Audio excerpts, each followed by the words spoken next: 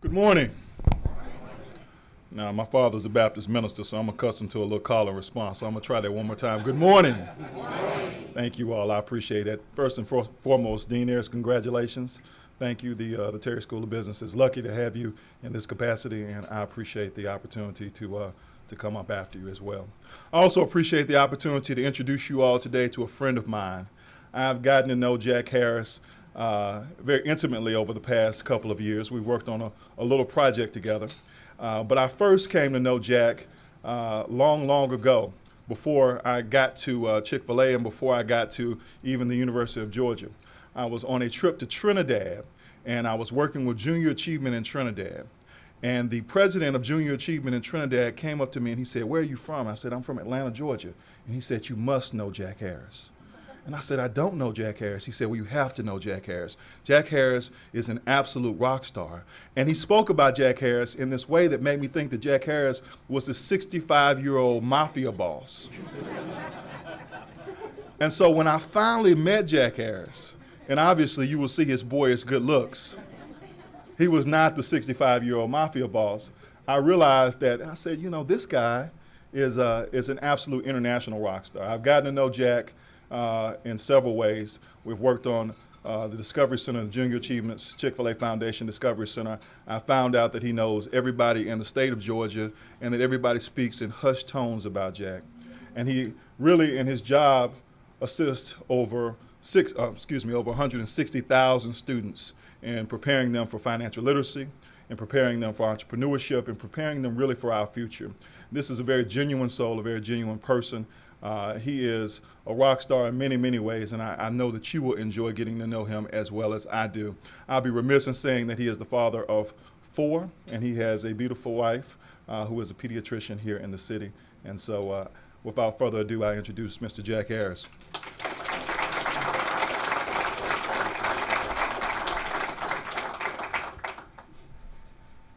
It's always an honor to be introduced by Rodney, and I always feel like when his resume is read before mine, it really should be reversed. I'm like, I was not a White House fellow, but he has become a great friend and someone I truly admire and respect in everything that he does. So I always am glad when we're able to go kind of back to back like this. This is really, I'm thrilled to be here. I'm thrilled to tell a little bit about the JA story and where we've come from and what we're doing right now, especially to this audience. You all are all extremely influential in the business community, in the circles, in the education community, and I think that this is a story that you'll resonate with at certain different levels.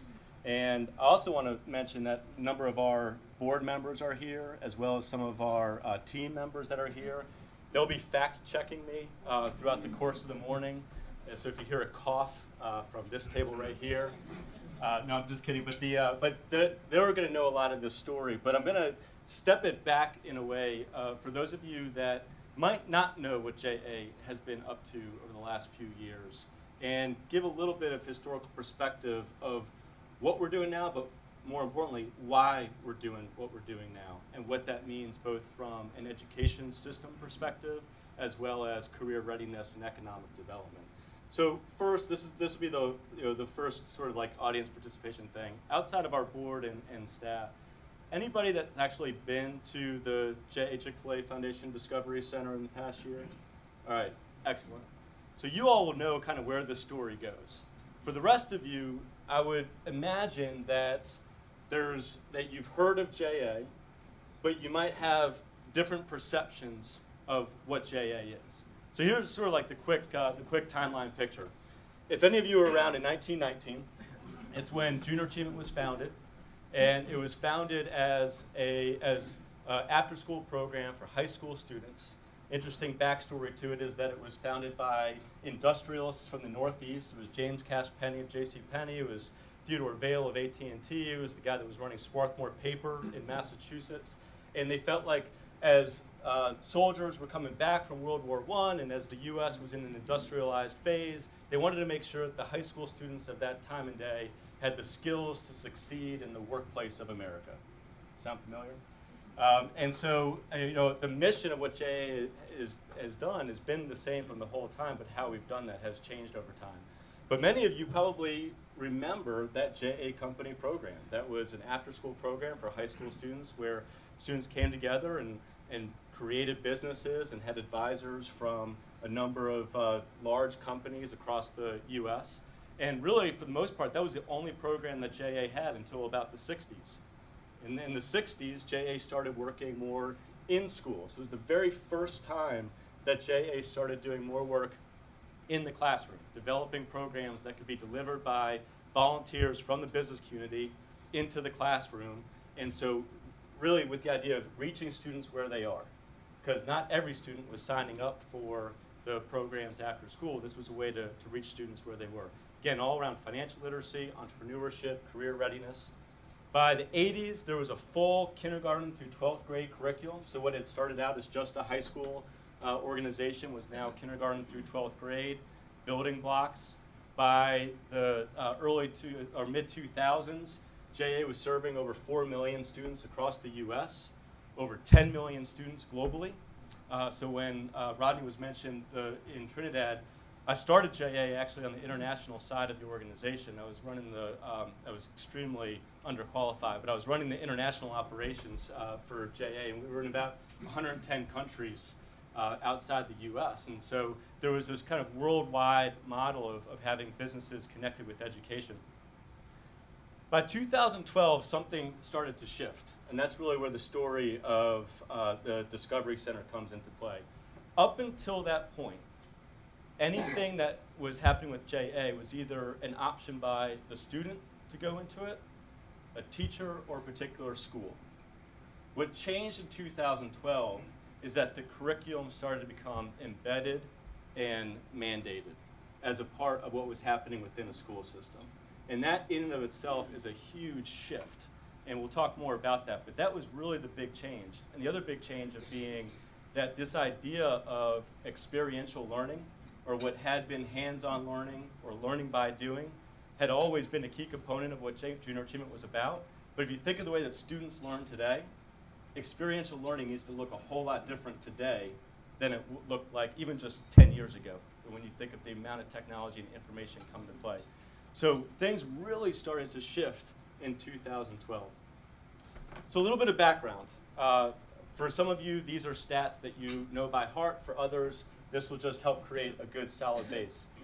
One of the reasons that we've been on this mission of making sure that we're transforming JA in the way we deliver on the mission to be relevant for today's students is because we want to drive long-term impacts in areas that actually have big societal implications. So think of financial literacy. I mean, just one stat as an example is that traditionally on any sort of, and there's actually just a new article about this, on any sort of standardized financial literacy test, simple things like budgeting and savings and investing, understanding credit and debt and credit scores, typically speaking, more than half of high school students fail those tests. Even though more schools are starting to implement standards, Georgia's actually one of the only 19 states that actually has financial literacy standards as a requirement in its curriculum, there's still a gap of how students are learning and absorbing that type of information. And it's really critical. We saw that in 2008 and 2009, that the lack of financial literacy in our economy has very large economic development and economic progress implications to it. From a workforce perspective, you could look at a whole lot of different surveys around this. The bottom line is that most of the time, if you go out and you talk to employers, most employers would say that a lot of the soft skills aspects that they're looking for success in the workplace tend to be missing. And a lot of that has to do with, you go back to No Child Left Behind, and a lot of the culture around testing within the K through 12 system, a lot of the opportunity for analytical thinking, problem solving, innovation, communication, those types of things have sort of been pushed out of the school system of that. They're starting to come back in, but there was a gap there for a while. And then, this is nothing new, this is well documented, but it's important to mention is just that there is a lot of attention, there is still a gap on, are we graduating enough students through high school? Let alone, are those students going on to post-secondary education and then graduating from post-secondary education, which I know is something that our state is also paying attention to. But we're still at about 30% or so of high school students in Georgia that aren't even graduating from high school. And that's still a very significant driving factor behind some of these things. So a few different stats. They're all interconnected in some ways. They all have some context in terms of real-world life skills types of concepts. One of the things that really underpins a good bit of this is the importance of middle school. And the highlight here is that graduation rates is a good example. When graduation rates or the dropout crisis started getting attention about 5-10 years ago, the assumption was if we just can target high school students and their junior and senior year of high school and get them over that last hump, then we'll be fine and we'll see the graduation rate improve. When more research was done and really pulling back the different layers of what was happening, it was actually what people were seeing is that by the time a student was a junior or a senior in high school, they were already on a path to graduate. Where students were dropping out was between 8th and 10th grade. And why they were dropping out is because really starting as early as 5th and 6th grade, they were beginning to disengage from the education process. So it was just a gradual process of disengaging. And it wasn't because they were not doing well academically. There was a study a few years ago that actually showed that of all the students that had dropped out in 2006, 80% of them had a B average or above. So it wasn't that they were failing academically. One of the core reasons, outside of some societal issues which will always play in, and some poverty issues that will always play in, one of the core issues from happening at the school level is that students just weren't connecting the relevance of education to what they viewed as their future path towards success. And so this aspect of relevance is really, really key. It's the question that I just got from my 4th grader last night, going through at math and being like, why do I need to know this, right? It's the age-old question that we've all had. And it's interesting because my oldest is a 4th grader now, and I'm seeing this dynamic literally live itself out in the first 2 weeks of this school year. Up until he finished 3rd grade, he was engaged. He's a smart kid. I'm biased, but he's smart. And he's a smart kid. He's loved school. In the first 2 weeks of 4th grade, I've heard him complain about school more than I've heard him complain in the first 4 years of school before that. There's something that starts to happen where there's this disconnection that begins to take place. So when you think to the relevance piece of all this, it's really the heart of what JA has always been about. Our mission is to inspire and prepare young people to succeed in a global economy. And a big piece of that is helping them connect the dots between what they're learning in school and how that's going to apply in their later education pathways as well as their career pathways. And so while we've always been about that whole aspect of the learn by doing and hands-on learning, we also know that in today's world where kids are getting bombarded by all types of information streams, things coming in from all certain areas, that the way that we're really going to break through and reach students in a way that is going to be not just to learn a concept, but actually to retain it, and not just retain it, but then actually apply it in their own decision making, that we have to do it in a fashion that really is going to wow them. It's got to be something that is memorable and that makes them actually think and actually have to apply what they're learning in a way that's going to be retained. And that's really what experiential learning is all about. You take a concept, you wrap an experience around it, and it becomes much easier to remember. So the story of our transformation, if you look back over the last few years, our board of directors knows this story really well. They were actively involved in the planning of this story. But we had a few key things that led into this. So we started looking at that middle school focus. We'd always been involved in middle school, but all of a sudden it started seeming, gosh, middle school is pretty important here. And there's something about what's special to JA that can make a really big difference at that middle school level. We talked about experiential learning. Education systems have been trying to figure out experiential learning for a while now, but we were thinking, okay, maybe there's something here that we can really bring this to bear. And then, really importantly, our connections over the past numerous decades with the business community. We're the largest provider and facilitator of business partnerships with education systems in the world. We work with almost every Fortune 500 company in some capacity in some place in the world. And so there are pieces of what we're able to bring and how we tap that in the best way, in the way that's going to impact students where they are. So we started thinking more about not just a curriculum that's delivered in a classroom, but something that can be a whole educational experience, something that's multi-sensory, multi-touch, that can really immerse a student in the learning process. And that's really what led to the development of the Junior Achievement's Chick-fil-A Foundation Discovery Center. Before I show the pictures of it, for those of you who haven't seen, here are some of the key aspects to think at a high level. One of the biggest things about this, probably the thing that, from a JA perspective, we're most excited about, is I mentioned before that anything that we had ever been doing previous to this was a teacher-by-teacher or a school-by-school choice. Before we ever thought to launch this, our idea was we will do it if the school systems see enough value in it that they'll actually mandate it and embed it in all curriculum. So that, in other words, it's for all students, 100% across grade levels. In this case, we were talking about 6th and 7th grade. So we started doing site visits. We took superintendents of Fulton County, Atlanta Public Schools, Gwinnett County, others, up to see some facilities that we were looking at in other parts of the country.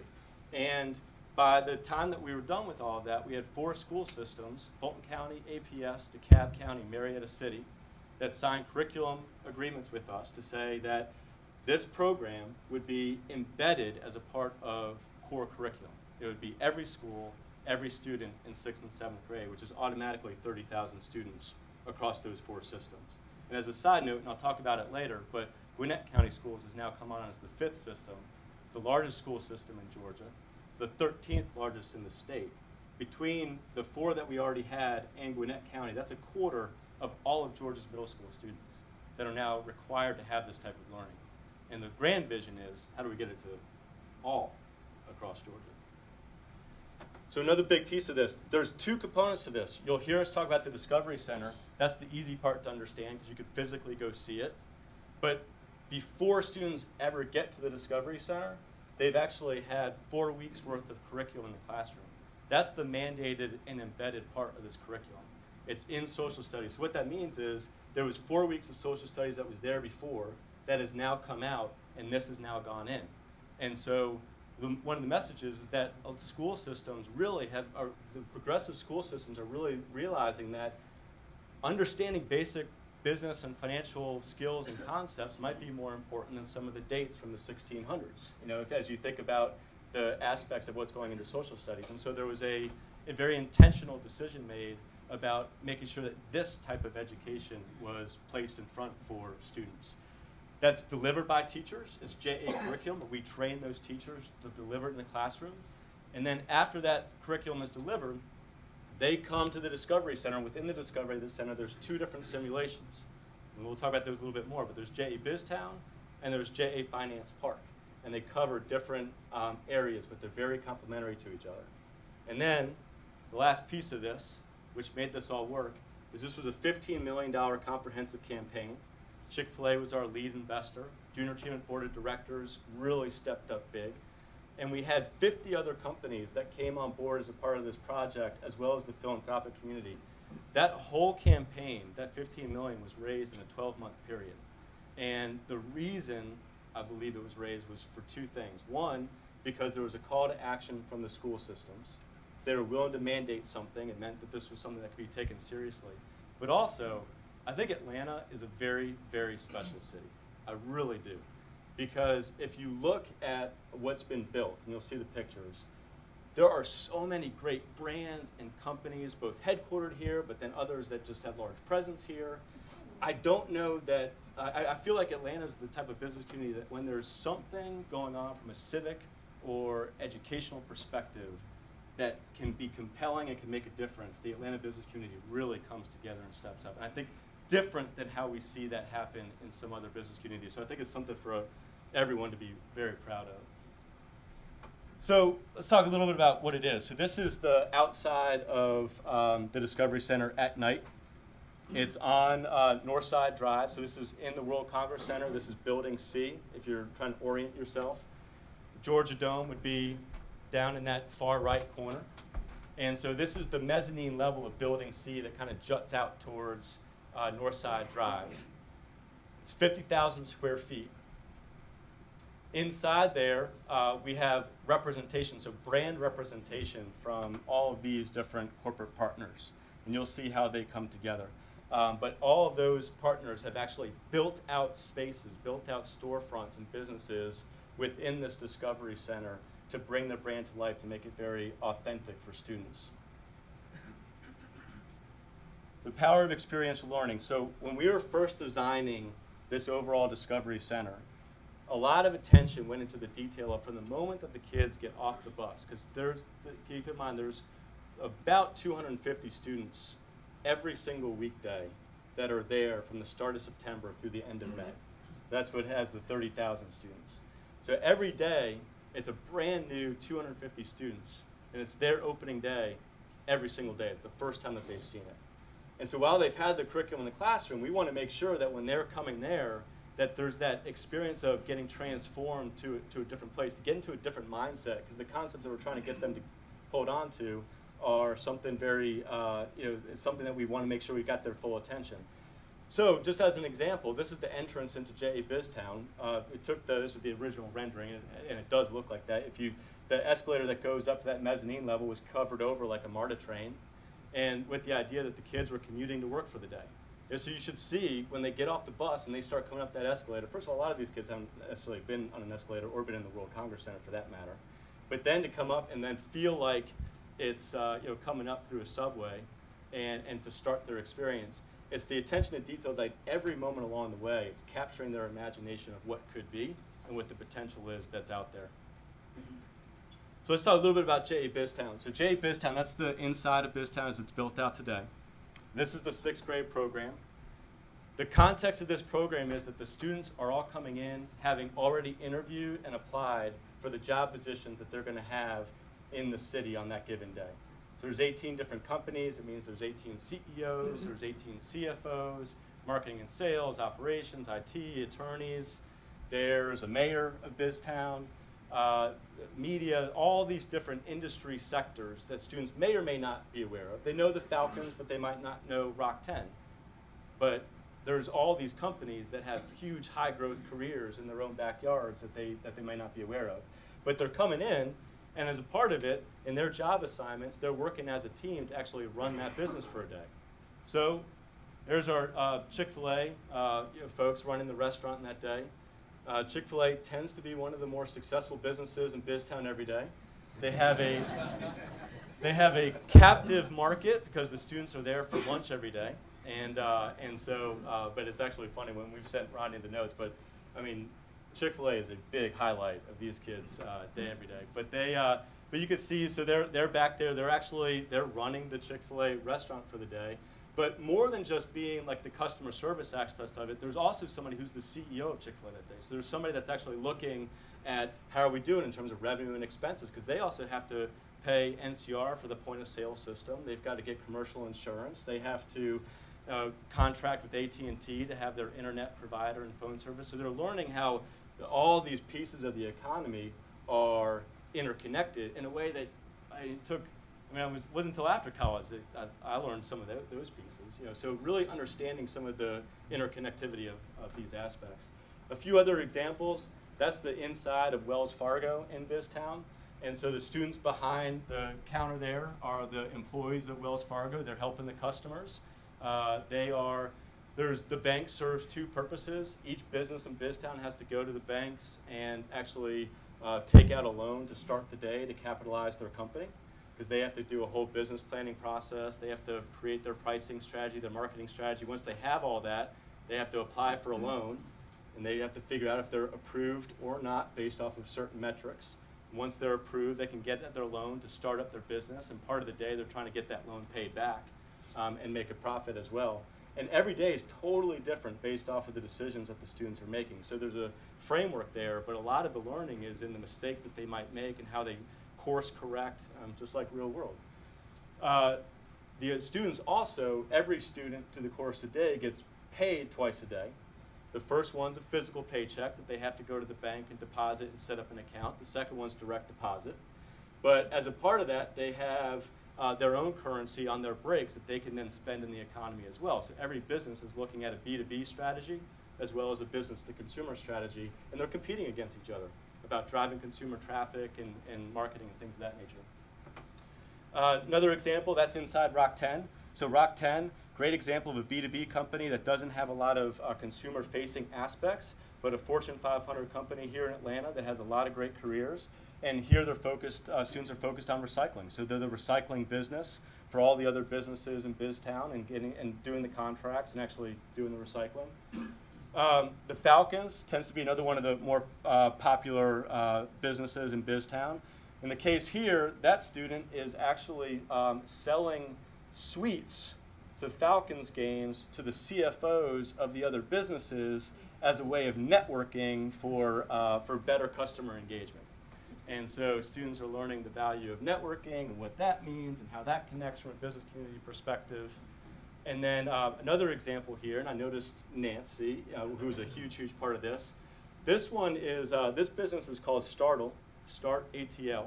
It's a collaboration of Metro Chamber, Atlanta CEO Council, TAG, ATDC, Kennesaw State, Atlanta Tech Village, a number of different types of entities around entrepreneurship that this is like the tech startup of BizTown. And so students here, they come in and they don't necessarily know exactly what business that they're going to be running on that given day. But they're given a few different tools and iPads that they can actually create what their business might be and then successfully launch that. In this case, those iPads are actually provided with some app coding. And so the students can go to like the Falcons or some of these other businesses and say, we can create a mobile app for you. Here's how much it would cost. Here's how much it would be to service it. And then they can come back to these iPads, and there's some dummy coding in there where the kids can do some coding to get this app to pull up, and they feel like they've actually coded the creation of an app, which is very cool when you think of STEM careers and things like that and getting kids interested in technology. So a lot of the context of that is to give kids this broad exposure to the different types of careers that are out there and really expand their horizons. The reason why it's at 6th grade, the transition to 6th grade is one of the hardest transitions in the K through 12 system. You think of it, you go from a neighborhood elementary school, and then you're going to a much larger middle school where all these students feed in. Then you add hormones on top of that. And it's just, it's a very difficult transition for many students. And so the idea here is give the big world pop of the potentials that exist, and then you can start really reaching students at a different level. Finance Park. So Finance Park, they come back in 7th grade. And Finance Park is where students now take things on a very individual level. In this case, they're each given a different life scenario. And so it will say, here's your age, your job, your annual income. Incomes range from like $20,000 a year to a little over $100,000 a year. Your family situation, are you married, single, do you have any kids? What's your credit score? Savings goals, travel scenario, a whole persona that they are taking on for the day. And every kid is operating differently. And they've got to go around, the whole point of the day is that they're taking that annual gross income, figuring out their net monthly income, so there goes taxes, and then from that, getting a balanced monthly budget for their household by the end of the day. And it is a complex process. And they have to work through a lot of different pieces. So they go for the wants first. So typically, Kia, the AT&T smartphone, the Hawks and Falcons tickets, Belk clothing, the things that kids can kind of relate to in a 7th grade mind, get a lot of initial attention of what they're going to put together, what they're going to buy. They then realize that the suite for all season to the Falcons games just took 75% of their monthly income, and they have yet a place to live or food to eat, is when they start having to kind of rework things. The way that it works is that every student, depending on their income level, they get different options. And I think that's what's cool about this, is that no matter what their income level, they're given options. Now, they may be different options. If I go into Harry Norman and Post Properties, I'm trying to figure out if I'm going to buy or if I'm going to rent, and my income is $25,000 a year, the options that I'm going to have available to me for housing is going to be very, very different than my buddy over here who might have a $75,000 income per year. And part of the learning process is as they're comparing back and forth of what they're able to afford, what they can actually achieve from a lifestyle perspective.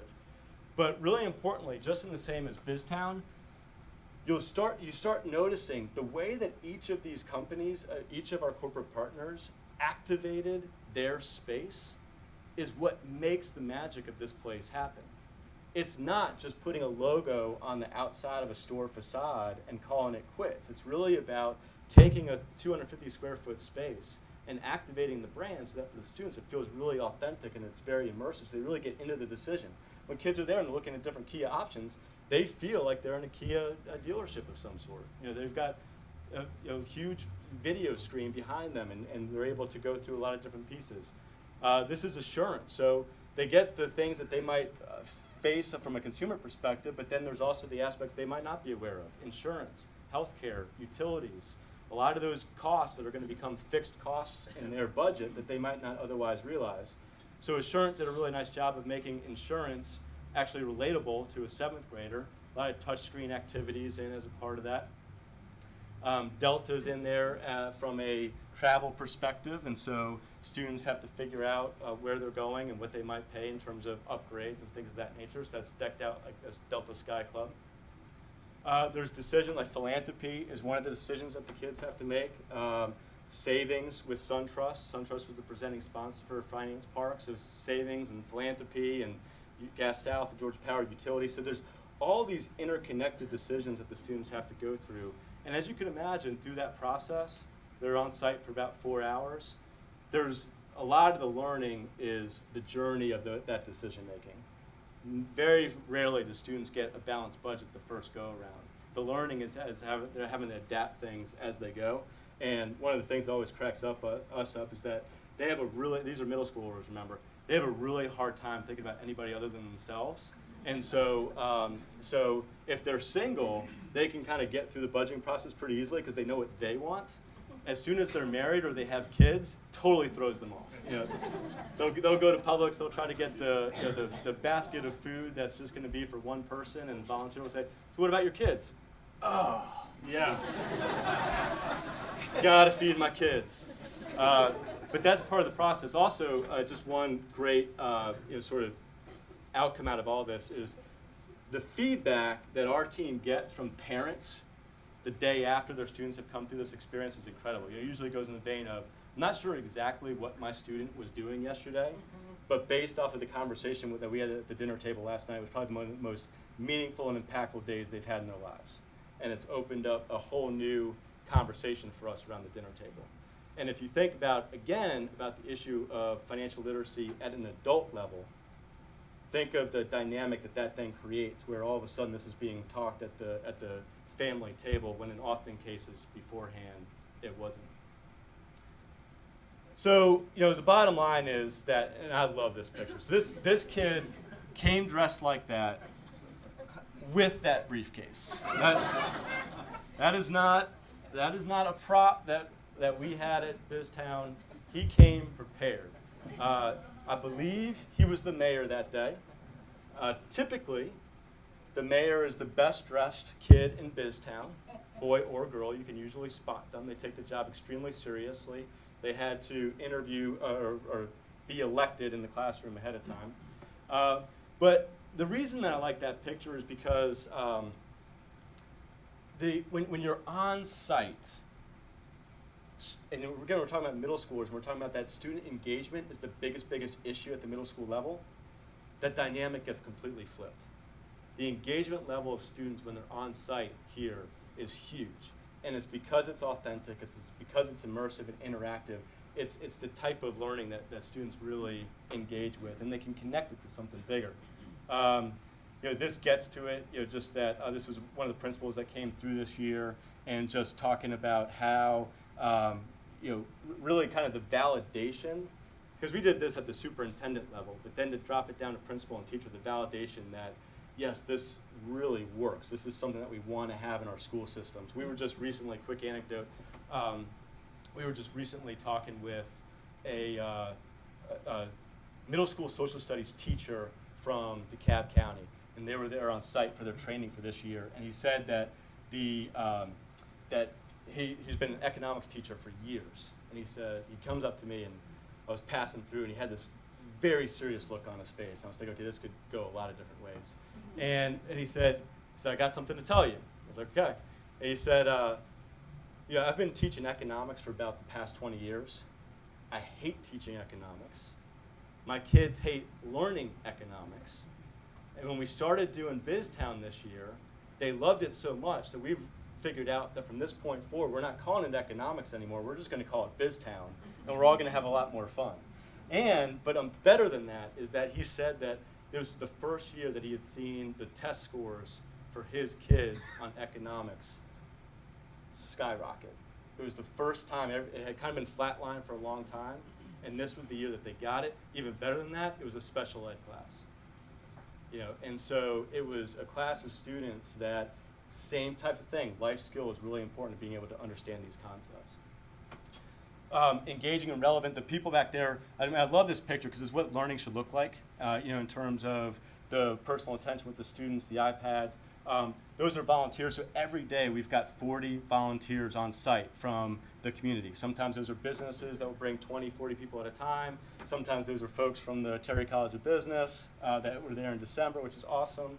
But every day there's 40 new people on site that are working with the students and really being that mentor and facilitator and guide through the process.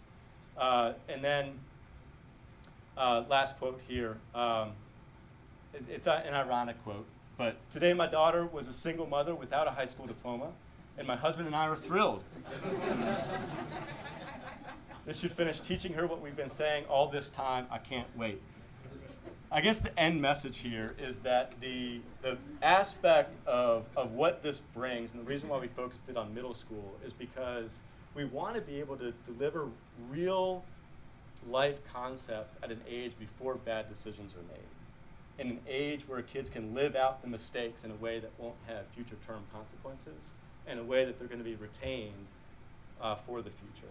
And so, everything that we're doing there works. Now, it also opens up the question, what do we do next? And we're working on that. Of what then does that become next? As these students have this experience in middle school, what we're reinforcing at the high school level? What does that look like to keep them on a path, to send them to great places like UGA, and really transform what's happening, from the perspective of this next generation in terms of financial literacy and career readiness. And so with that, I'm happy to take any questions.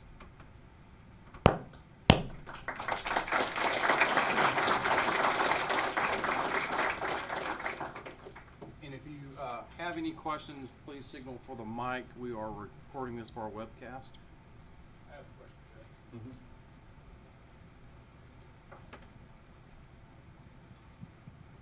How do you scale this from Atlanta to, think of the 30 major metro areas in America, which is the way most major corporations look at the country?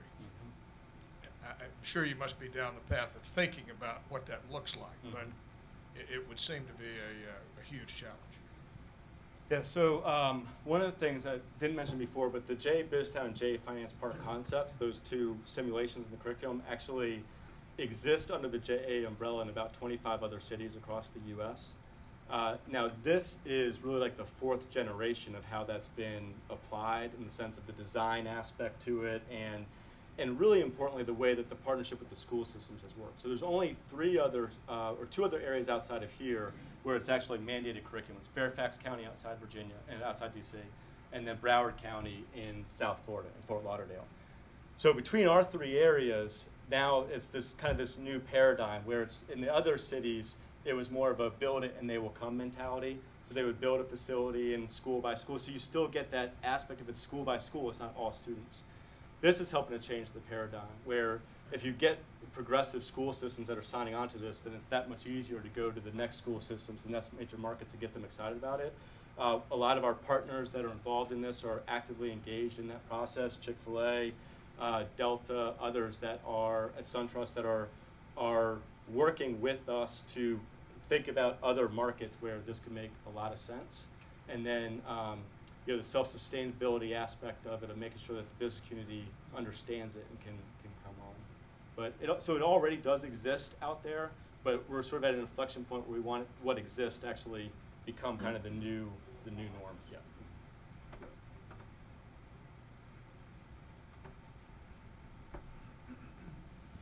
Jack, I've been involved with JA in the classroom sessions for several years, both with 8-week sessions and JA in a day. I wanted to get your thoughts on the effectiveness of the JA in a day. You talked about retention earlier, 8 hours of jam-packed finance in a day seems like a lot to retain. How's the JA in a day program working out? Yeah, so it was, so everything's a paradigm shift for us, in the sense that for what we do at middle school level, this really works. I mean, it's kind of like swapped out for the JA day, because now it's students getting all the concepts, and then kind of that day is this simulation experience. There are still things that we're doing with those programs and school systems that aren't a part of this yet. So in some ways, it's about getting learning and concepts out into the classroom if there isn't another alternative, and also some of the on-ramp and off-ramp experiences as a part of this. JA Day is effective. We've done a lot of evaluation around it. Students really do learn from it. That volunteer, the fact that it's somebody other than their teacher that's coming in to deliver that makes that memorable, and school systems say that too. Just having that different voice that's delivering those concepts actually makes that memorable, and it sticks from that perspective.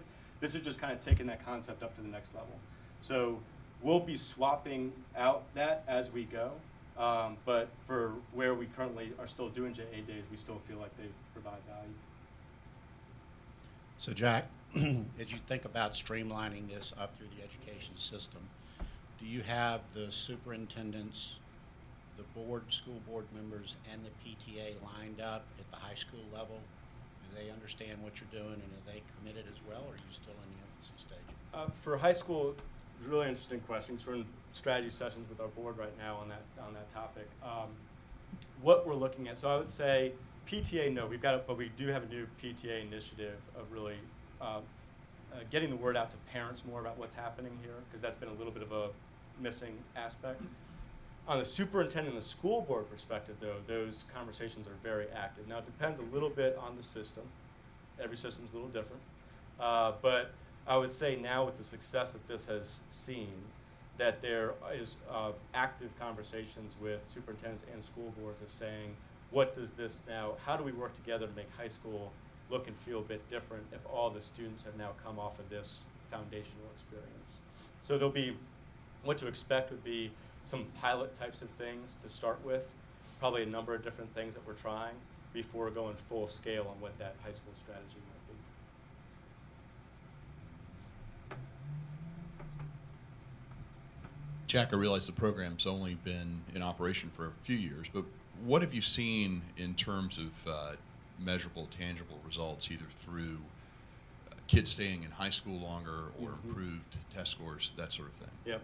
So it's actually only been, I forgot I had this one, but it's only been... Thank you. Yeah. So Scott, thanks for your question. You don't need to read all those details, but what that slide demonstrates is that we do a lot of evaluation around this. We look at things across a lot of different spectrums, both short-term and long-term. So short-term, we've been open a year. And so last year was the first year that we had students coming through. We're about to have the second year start. In the first year, we're able to capture all the short-term types of things: survey, feedback, test scores, knowledge gains, things of that nature, and all showing trending very positively. The longer term, though, we want to make sure that we're showing the right indicators and drivers of success towards graduation rates. And graduation rates is a complicated, complex issue, and there isn't any one organization that would be able to say, that we solved it.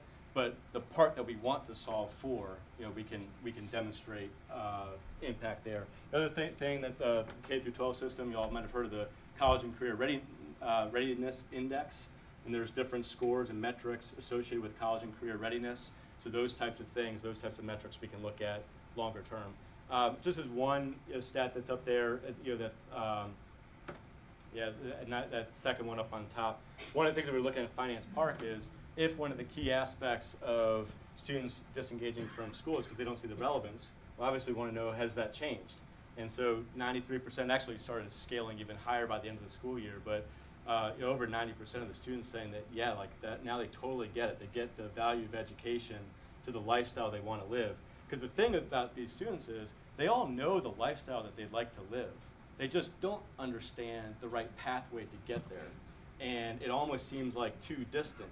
And being able to make those connections and make that much more streamlined is a big part of what's coming out of this.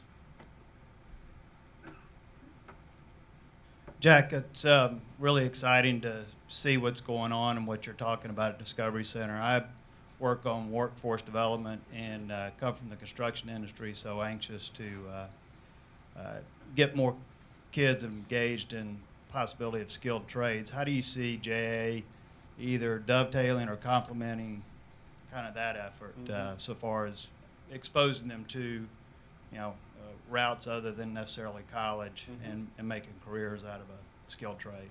Yeah, so one thing that we've really kind of philosophically built the program around is to say high school graduation is a minimum. And then really what we're also encouraging is some form of post-secondary education as well. Now, we're not saying what that needs to be. That can be a 4-year college university experience for some students. It could be a 2-year technical college experience for other students. For some students, it could be further accreditation, certification of some sort. But the idea is that right now, our belief is that students don't even have the understanding of what that spectrum looks like and what that means in terms of career pathing. So if we can create better informed decisions at the middle school and high school level, students then can make those decisions based off of what they feel like is their own skills, interests, values, but they're making it in an informed way. And making sure that we're showing students kind of that breadth of the possibilities that exist and the careers that are out there.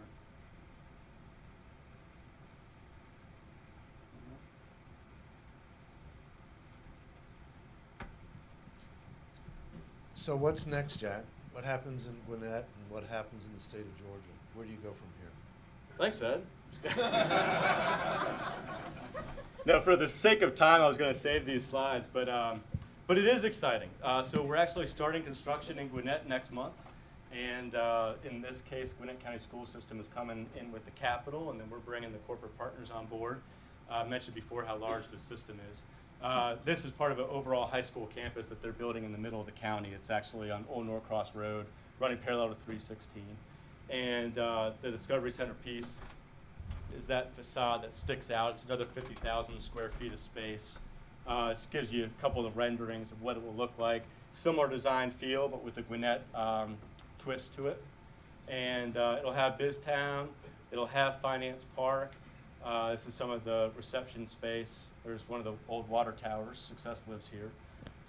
And then, this is already, so this will be opening up next August. This is already who's signed on and committed. Assurance, Chick-fil-A, and Home Depot as 3 of our presenting sponsors out there. There's others that are in the works. We've been thrilled with the response from both the business community around expanding this initiative. We weren't sure about that, and this is coming right off the heels of opening up in downtown, but it shows that it works. I think the real testament to this is coming from Gwinnett County Schools. There's a large school system that performs very, very well, has a stable board, very respected superintendent that doesn't necessarily often need outside kind of curriculum aspects. And they've seen what's happening downtown and believe strongly enough in it that they want to have that for all of their students as well, and are willing actually to put in capital to help make that happen. So I think back to the question about how do we scale this, I think that now that we're seeing these school systems really lean in the way that they are, that this is true partnership. This isn't just supplementary types of things. It makes a big difference. So as we start going broader terms in terms of the state, we're looking at different regional centers across the state. where we could bring this type of delivery to middle school students. Ultimate goal would be that we could say 100% of middle school students in Georgia receive this type of learning as a foundation, and then figuring out that high school piece that will layer on top of it.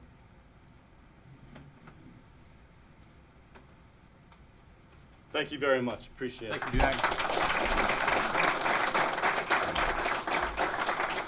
It is our custom to present to the presenter a Oh, little thank you. keepsake. That's great. This Thank is you a very much. sculpture by Loretta Eby. We're also will be placing a brick in our new building learning community that is under construction, and so really do appreciate your message today, and thank you for your presentation. That's awesome. Thank you very much. Appreciate that.